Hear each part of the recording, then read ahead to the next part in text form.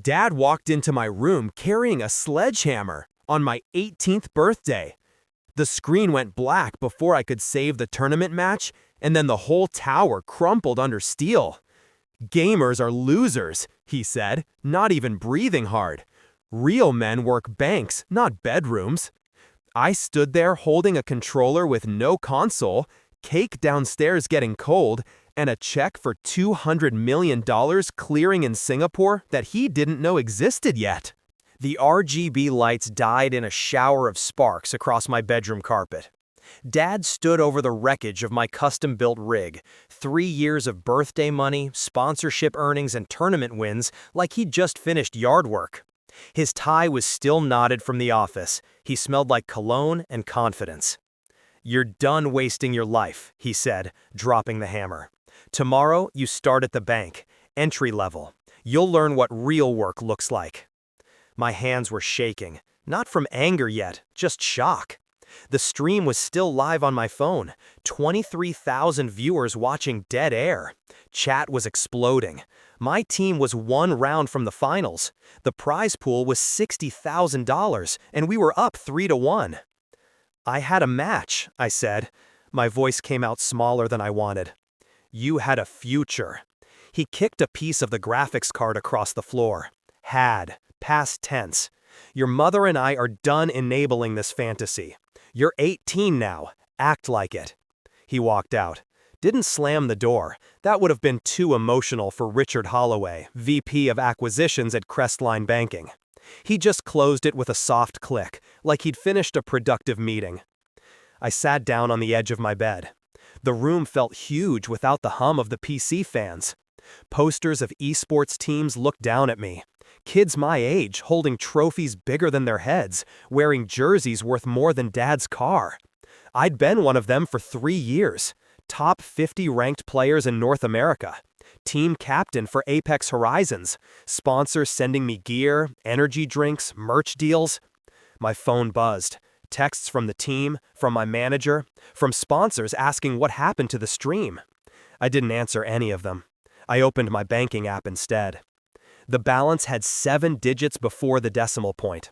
Most of it locked in investments Dad didn't know about. Real estate trusts, index funds, a startup incubator I'd quietly joined as an angel investor. But the newest deposit was different. Cleared 2 hours ago.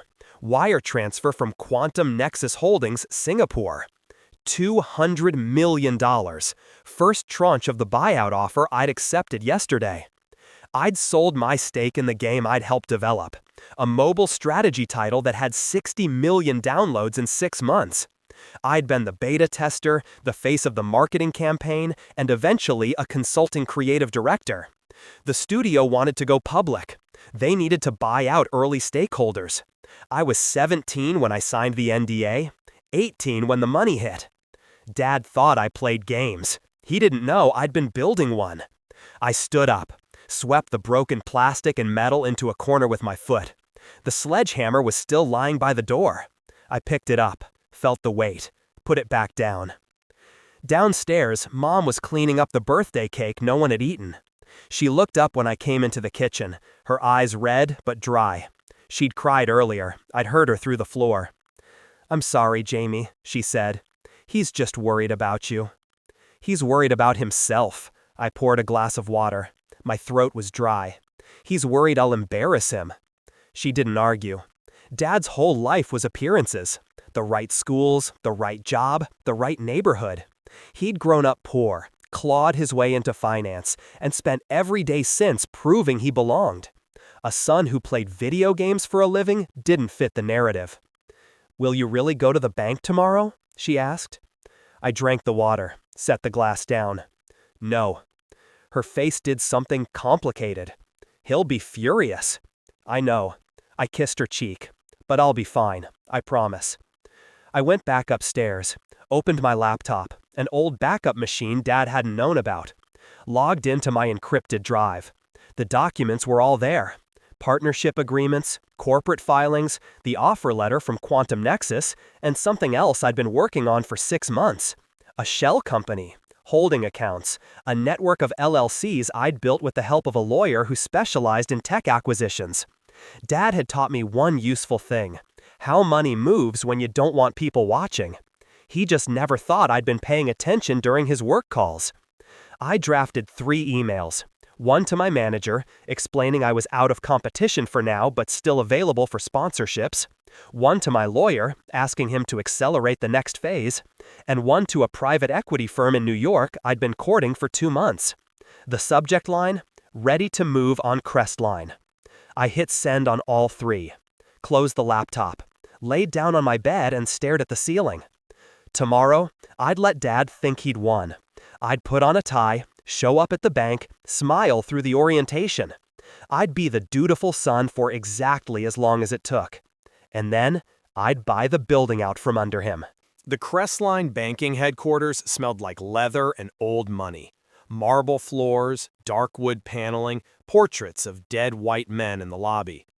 I wore the suit Mom had bought me, charcoal gray, fitted, a silk tie Dad had picked out. I looked like every other junior associate walking through the door. Dad met me in the lobby at 8 sharp. He was already in meeting mode, firm handshake, clipped voice, no warmth. "You'll shadow Marcus in commercial lending today," he said. "Watch, listen, don't embarrass me." "Wouldn't dream of it," I said. He studied my face for sarcasm. Found none. Nodded. "Good, we'll talk tonight." He walked off toward the elevators, and I followed Marcus, a guy about 30 with a receding hairline and a coffee stain on his cuff, into a conference room. The day was every bit as boring as I'd expected. Spreadsheets, loan applications, discussions about interest rates and collateral. Marcus droned on about risk assessment models while I took notes I'd never read again. But I wasn't there to learn banking. I was there to learn the bank. During lunch, I wandered, got lost looking for the bathroom, checked out the executive floor, saw Dad's office, corner suite, windows overlooking the city, his name on a brass plate. I took a picture of the building directory, noted which departments were on which floors, memorized faces in the hallways. At 3 p.m., I sat in on a meeting about a struggling regional branch. The numbers were bad: loan defaults up, deposits down, commercial clients leaving for competitors. The branch manager looked like he hadn't slept in a week. Dad wasn't in the meeting, but his lieutenant was, a woman named Carolyn with sharp eyes and sharper questions. "We're giving you 60 days, Carolyn said. "Turn it around or we close it." The branch manager nodded. He didn't look like he believed in 60 days. After the meeting, I looked up the branch on my phone. Hillside Commons, a mid-sized location in a neighborhood that used to be middle class and was now gentrifying fast. Property values climbing. Crestline was sitting on a gold mine and didn't realize it. I made a note, moved on. By 5 p.m., I'd seen enough. I told Marcus I had a doctor's appointment and left early. Dad would hear about it, but I didn't care. I had work to do. I met my lawyer, David Chen, at a coffee shop 3 blocks from the bank. He was 40, meticulous, and expensive. He'd built his career helping tech founders navigate hostile acquisitions. This was his first time working the other direction. "Crestline's vulnerable," he said, sliding a folder across the table. "Stock price has been flat for 2 years. Board's restless. They've been looking for a buyer, but no one's biting because the financials are boring. Stable, but not growing. So we make them an offer they can't refuse," I said. David smiled.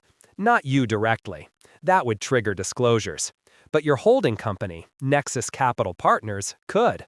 You'd need a consortium, 3 or 4 institutional investors to make it look like a standard private equity play. I've got 2 lined up already. We need 1 more." "How much?"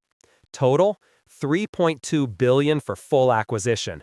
You'd be putting up 40%. The rest is leveraged." I did the math. $1.3 billion.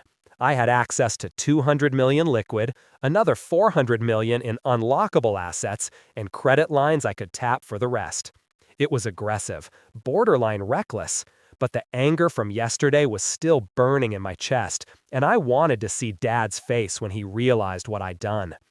"Do it," I said, "but quietly. I don't want my name anywhere near this until the deal closes." David nodded. "You'll need a front, someone to be the face of the acquisition." "You have someone?" I know a guy, former investment banker, loves the spotlight. He'll take a fee and a non-voting board seat. You stay in the shadows. Perfect. I stood up. How long? 4 months if everything goes smoothly. 6 if there's resistance. Make it 3, I said. David raised an eyebrow. Aggressive. My father taught me that speed wins. I shook his hand. Let's move. I spent the next 6 weeks living a double life. Days, I was Jamie Holloway, junior associate at Crestline, learning the business, keeping my head down. I showed up on time, smiled at the right people, laughed at Dad's terrible jokes during family dinners. He started to relax, started to think he'd won. Nights, I was someone else. I took calls with private equity partners in Hong Kong and London, reviewed due diligence reports on Crestline's asset portfolio, signed documents that moved millions of dollars across borders. My bedroom became a war room, laptop open, phone charging, energy drinks stacked on my desk. Mom noticed. She didn't say anything, but I caught her watching me sometimes, a question in her eyes she didn't ask. The offer went public on a Tuesday in October. Nexus Capital Partners announced a $3.4 billion bid to acquire Crestline Banking in a take-private transaction. The stock jumped 12% in a day. The board called an emergency meeting. Dad came home that night pale and furious. Some tech vultures are trying to buy us out, he said, stabbing his steak. Nexus Capital, never heard of them. Probably some crypto idiots with more money than sense. I took a bite of mashed potatoes. What did the board say? They're considering it. He looked disgusted. Carolyn thinks we should take the offer, says it's a good exit for shareholders. I told her we're not for sale. But you don't control the board, I said. He looked at me sharply. No, I don't. So they might sell anyway? His jaw tightened. They might. I nodded. Took another bite. That's rough, Dad. He studied me. I kept my face neutral. After a moment, he went back to his steak. The next 8 weeks were a blur. Crestline's board fought internally. Some wanted to sell, some wanted to hold out for a better offer, some wanted to fight. Dad rallied the resistance. He gave interviews, called old friends, tried to organize a counterbid. But the math was against him. Nexus had the cash. The board had fiduciary duties. By December, the vote was inevitable. I was in my room when David called with the news. It's done, he said. Board approved. 90-day close. You own a bank. I sat down on my bed. The room was dark except for my laptop screen. Outside, snow was starting to fall. Christmas lights blinked on the neighbor's house. When do we tell him? I asked. That's up to you, David said. Legally, you're not required to disclose. You're a passive investor through multiple shells. But if you want him to know, I want him to know. Then I'd suggest doing it in person, after the deal closes. You'll have operational control by February. I thought about it, about walking into Dad's office, about putting the Forbes issue on his desk, the one with my face on the cover, the article about the youngest self-made billionaire in tech, about watching his expression change. I'll handle it, I said. David paused. Jamie, I have to ask, are you sure? This isn't just business anymore. This is family. He made it family when he smashed my PC with a sledgehammer, I said. I'm just returning the favor. I hung up, opened my laptop, started drafting the speech I'd give the Crestline employees when I took over. I'd keep most of them, fire the executive team, maybe keep Carolyn. She seemed smart. And Dad? Dad would get a severance package, a good one, enough to keep the house, the cars, the lifestyle. But he'd never work in banking again, not after the humiliation of being ousted by a hostile takeover. The thought should have felt better than it did. But I pushed the feeling down, closed the laptop, went to sleep. Revenge was a dish best served cold. Mine was about to arrive on a silver platter. The Forbes issue dropped the first week of February. I'd done the interview in December. Deep background, off the record, through layers of publicists and NDAs. They'd taken the photo in Singapore. Me standing in front of a wall of screens showing game analytics, dressed in a black turtleneck like some discount Steve Jobs. The headline read, The Gamer Who Won, Jamie Holloway's 3B Empire. The article detailed everything: the mobile game, the tournament winnings, the angel investments, the Crestline acquisition, framed as a David and Goliath story of a teenage genius taking on institutional finance. My name was everywhere by noon. I was at the bank when it hit. Dad found out from a colleague who sent him the link. I was in a meeting about branch operations when his assistant came in, white-faced, and whispered something to Marcus. Marcus looked at me. Everyone in the room looked at me. "Is it true?" Marcus asked. I closed my laptop. "Is what true?" "The Forbes article. He couldn't finish the sentence. I stood up. "Excuse me, I need to take this upstairs." I walked to the elevator, rode it to the executive floor. Dad was standing in his office doorway when I arrived, holding his phone. His face was the color of old concrete. "My office," he said. "Now." I followed him in. He closed the door, threw the phone on his desk. The Forbes cover was pulled up on the screen, my face staring back at us. "You lied to me," he said. "I didn't lie. I just didn't tell you everything." "You bought my bank." His voice was shaking. "You destroyed my career. You humiliated me in front of the entire industry." "You destroyed my setup," I said, "on my birthday, in front of 23,000 people." "That was a computer," he shouted. "This is my life." "And gaming was mine." I stayed calm. My heart was pounding, but I kept my voice level. "You didn't care. You called me a loser. You told me I was wasting my life. You made me feel worthless for doing the one thing I was good at."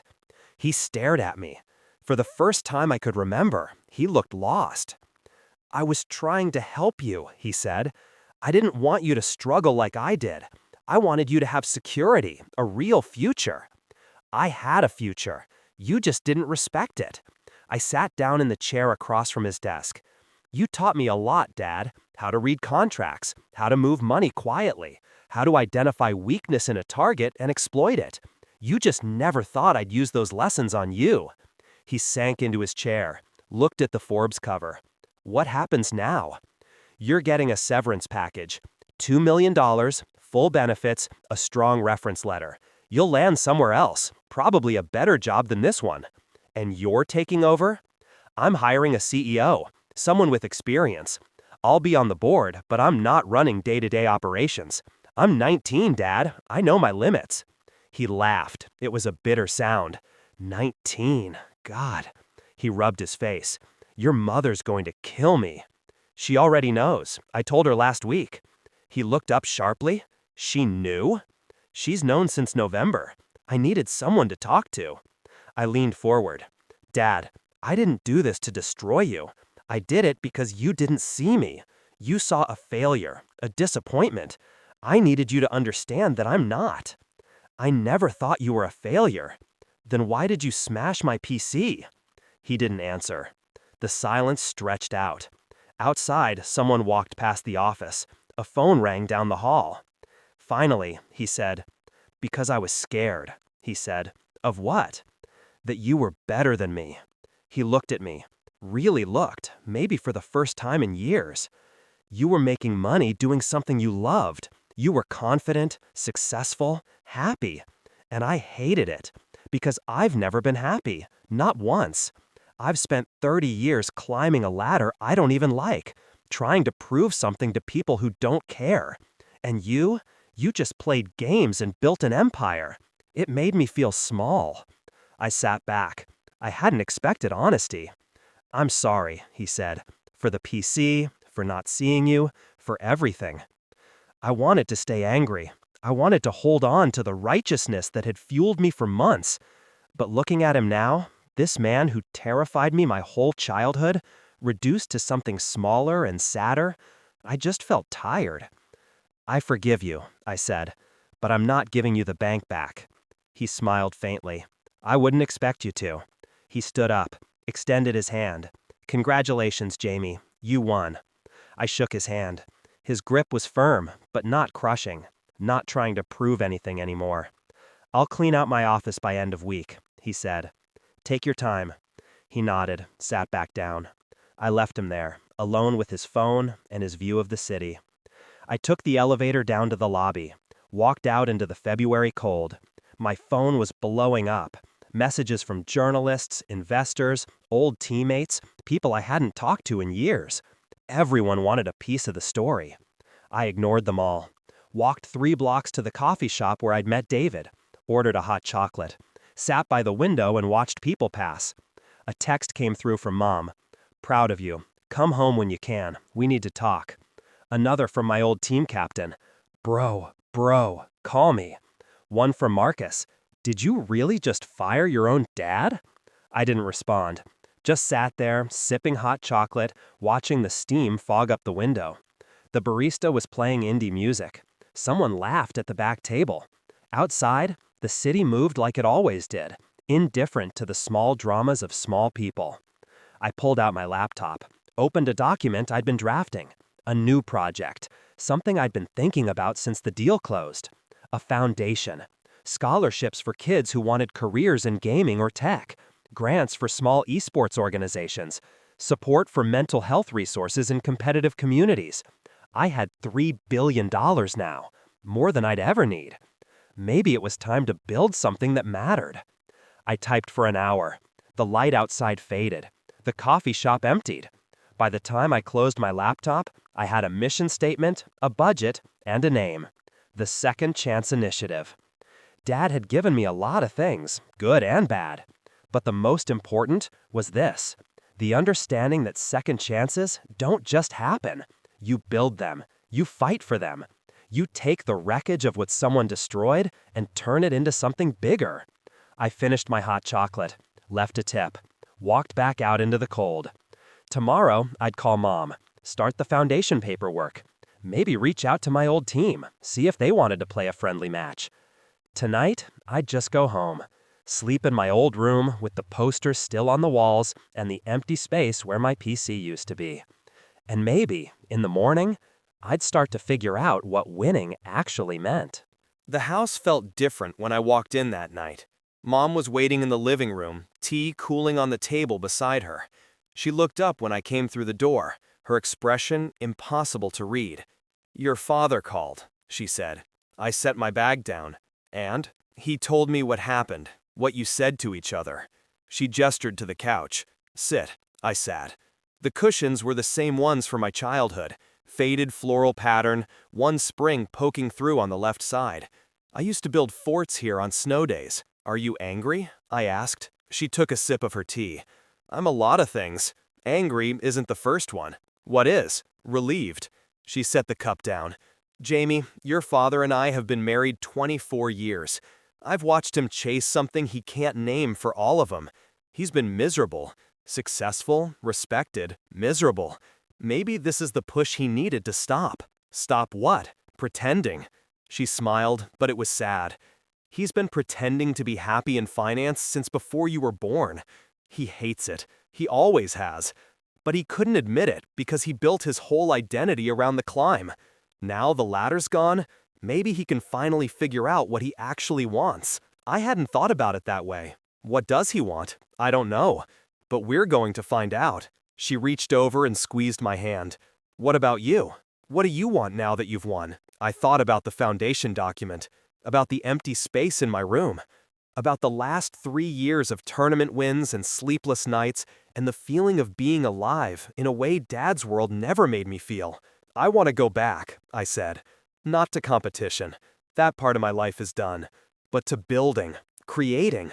I want to make something that helps people." "The foundation? You read the article?" She smiled.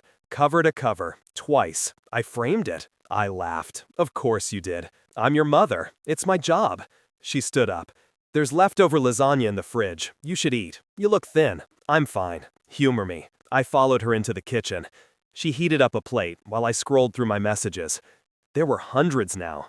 Congratulations, interview requests, people asking for money. I marked most as read, responded to a handful. One message stood out. From Alex, my old team captain. "Dude, we're doing a reunion stream next month. Charity tournament. Prize goes to mental health orgs. You in?" I typed back. "Send details. I'm in." Mom set the plate in front of me. I ate while she washed dishes, and the silence was comfortable. No tension, no performance, just the two of us in the kitchen, like 1,000 nights before. "I'm sorry," I said after a while. She looked over. "For what?" "For not telling you sooner, for keeping secrets." "Jamie," she dried her hands, came over, cupped my face. "You were protecting yourself. I understand that. I just wish you hadn't felt like you needed to. Dad made me feel like I had to choose, his world or mine." "I know, and that was wrong." She kissed my forehead. "But you didn't choose. You built a bridge. Maybe he'll walk across it someday." I wasn't sure about that, but I nodded anyway. The next few weeks were chaos. Press interviews, legal filings, board meetings where I was the youngest person by 30 years. I hired a CEO, a woman named Janet Reeves, who'd turned around 3 struggling regional banks in the Midwest. She was smart, no nonsense, and didn't care that her boss was a teenager who'd made his money in video games. "You stay out of operations, I'll make this place profitable," she said in our first meeting. "Deal?" "Deal." I kept my promise, stayed hands off, focused on the foundation instead. By March, we'd awarded our first grants, $50,000 to a high school esports league, $100,000 to a mental health nonprofit serving gamers. The applications poured in. Kids with stories like mine, families who didn't understand, dreams that needed funding. I read every application personally. Approved more than I should have. David told me I was being too generous. I told him that was the point. Dad stayed quiet. He took the severance, cleaned out his office, didn't give any interviews. I heard through Mom that he was seeing a therapist, working through things. He'd started woodworking in the garage, building furniture, of all things. She showed me a picture of a bookshelf he'd made. It was beautiful, careful, the work of someone who cared about craft. "He seems lighter," she said, "younger, like he's remembering who he was before all this." I was glad, truly, but I wasn't ready to reach out yet. The wound was too fresh. Maybe someday, not now. In April, I got a package, no return address. I opened it in my room. Still the same posters, though I'd replaced the PC with a sleek new setup that I barely used. Inside was a wooden box, handmade. The joints were perfect, the finish smooth. I lifted the lid, a note, in Dad's handwriting. "For your controller. I'm sorry I broke the first one, R." Underneath was a custom gaming controller, top of the line, my initials engraved on the back. I sat down on my bed, held the controller, the box, the note. And for the first time since the sledgehammer, I cried. Not from anger, not from victory, just from the weight of it all. The fight, the win, the cost. The understanding that sometimes you hurt the people you love, and sometimes they hurt you back. And sometimes, if you're lucky, you find a way through. I texted him. "Thank you, it's perfect. 3 dots. Then, proud of you, son. Always was.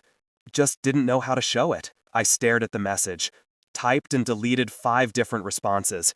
Finally, settled on, "Coffee sometime?" "Anytime." I set the phone down, picked up the controller, plugged it in, loaded up the game I helped build, the one that started everything, and I played, just for fun. No audience, no stakes, just me and the screen and the quiet satisfaction of something well made. Outside, spring was starting. The trees were budding. The neighbors' kids were playing basketball in the driveway, their shouts drifting through my window. I played until my hands hurt. Then I saved, logged off, and went downstairs to find Mom. "I'm going out," I said. "Meeting Alex and the old team. Want to grab dinner after?" She smiled. "I'd love that." I grabbed my keys, stepped out into the April warmth. The world felt bigger than it had in months. Fuller. Like something had cracked open and let the light in. I'd bought a bank, built an empire, won a war I'd started in anger. But standing here, in the driveway of the house where I grew up, I realized the real victory was simpler. I'd proven I mattered. Not to the world, not to Forbes, to myself.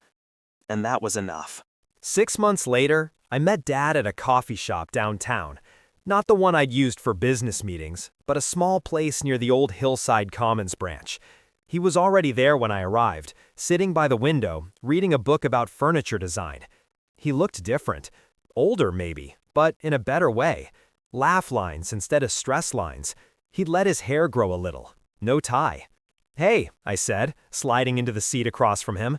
"Hey," he closed the book. "Thanks for meeting me." "Of course." We ordered, made small talk. He told me about the woodworking class he joined, the piece he was building for Mom's birthday. I told him about the foundation, the reunion stream that had raised $200,000, the college freshman who'd written to thank me for a scholarship. "You're doing good work," he said. "Trying." He stirred his coffee. "I'm thinking about going back to school. Architecture, maybe. Or design. Something creative. I've got the severance. Time to figure out what I actually want to be." "That's great, Dad." He looked at me.